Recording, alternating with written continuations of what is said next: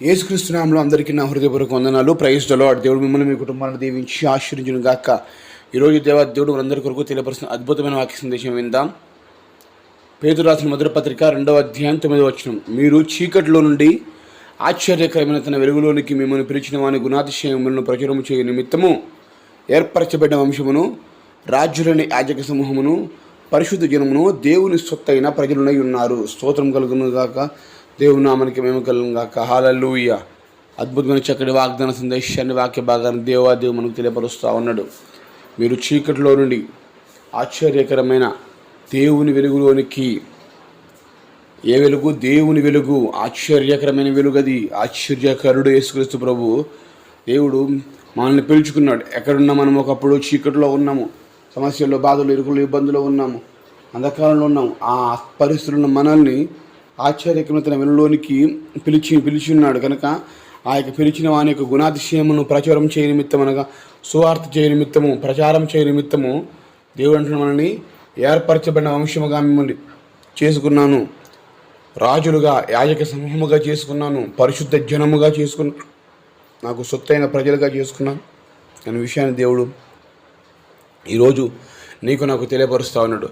నువ్వు నన్ను ఎవరు చూడట్లేదు, నా బ్రతుకింతే అని అనుకుంటావు. కానీ ఒక గొప్ప సందేశం ఏంటంటే, నీవు దేవుని చేత ఏర్పరచబడిన వంశము. ఇక్కడ చూడండి, వంశము, సమూహము, జనము, ప్రజలు. అంటే నువ్వు ఒక్కడివి కాదు. దేవుడికి నువ్వు ఓ వంశంగా ఉన్నావు, ఓ సమూహంగా ఉన్నావు, ఓ జనాంగంగా ఉన్నావు, ఓ ప్రజలుగా ఉన్నావు. హల్లెలూయా. ఓ అద్భుతమైనటువంటి విషయాన్ని, వాగ్దాన సందేశాన్ని దేవుడు నీకు ఈ పూట నీకు తెలియపరుస్తున్నాడు, ధైర్యపరుస్తున్నాడు. నువ్వు దేవునికి ఏర్పరచబడిన అంశముగా, సొత్తైన ప్రజలుగా ఉన్నావు. నిజమే అండి. దేవునికి ఒక గొప్ప జనం. నువ్వు ఒక్కడివి ఆయనకి ఎంతో విలువైన వ్యక్తివి. నువ్వు అనుకుంటా ఉంటావు, నా జీవితము ఇంతే, వ్యర్థము, నా బ్రతికింతే అని అనుకుని బాధపడుతూ దిగులుతూ ఉంటావు. కానీ ఈ వాక్యం వింటున్న ప్రియ సహోదరుడా, నువ్వు ఎక్కడి నుంచి మాట వింటున్నా కానీ నిన్ను దేవుడు ఏర్పరచుకున్నాడు అని మర్చిపోకు.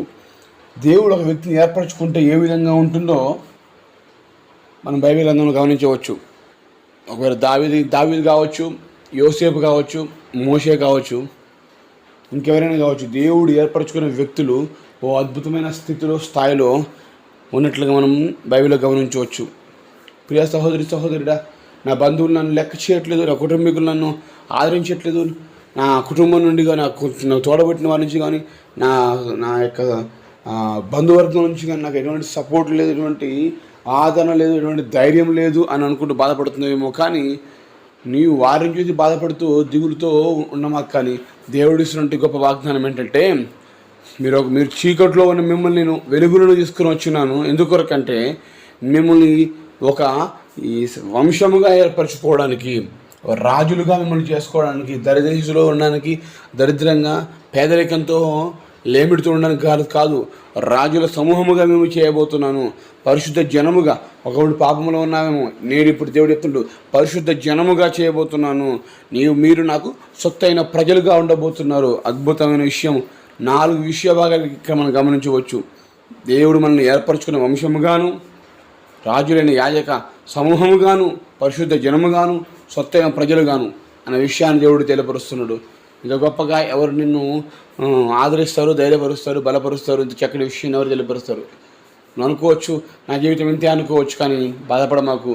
సమస్యలు ఎన్నున్నా, బాధలు ఎన్నున్నా, కష్టములు ఎన్నున్నా, ఇరుకులు, ఇబ్బందులు ఎన్నున్నా, కుటుంబంలో ఎన్ని పోరాటాలు ఉన్నా కానీ దేవుని వైపు చూడు. దేవుడు సహాయం చేస్తాడు.